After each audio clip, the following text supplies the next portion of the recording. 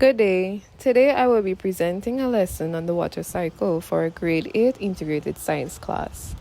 This lesson uses model-based instructions where a 3D water cycle model is used to help students clearly understand how water moves around on the earth. By the end of the lesson, students should be able to basically identify the 4 stages of the water cycle, describe how water moves through the cycle, trace the path of water using a model, and explain why the water cycle is important to the environment. For this lesson, I will use a handmade 3D water cycle model. The model includes the sun, clouds, mountains, rivers, arrows, and labels for each stage of the water cycle. And this is what the model of my water cycle looks like. To introduce the lesson, I will display the 3D water cycle model at the front of the classroom. I will ask students questions such as, have you ever wondered where rain comes from and does water ever disappear? These questions help activate prior knowledge and spark curiosity before introducing the topic. Next, I will demonstrate the water cycle using the model. I will point to each stage and explain it clearly. Evaporation occurs when the sun heats water.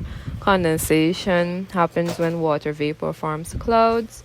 Precipitation is when water falls as rain. And collection is when water gathers in rivers and oceans. Students will visually follow the cycle as it is explained.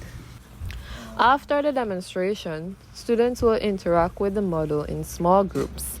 They will take turns pointing to each stage and tracing the path of water using the arrow on the model. This allows students to actively engage and reinforces their understanding. Students will then complete a short mini activity. They will label a simple water cycle diagram using key terms such as evaporation, condensation, precipitation, and collection.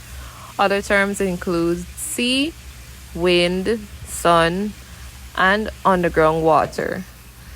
This actively helps assess understanding in a quick and interactive way. To conclude the lesson, I will ask review questions such as, which stage depends on the sun? And where does condensation occur? I will emphasize that the water cycle is continuous and that the model helps students visualize how water moves around the earth. Thank you.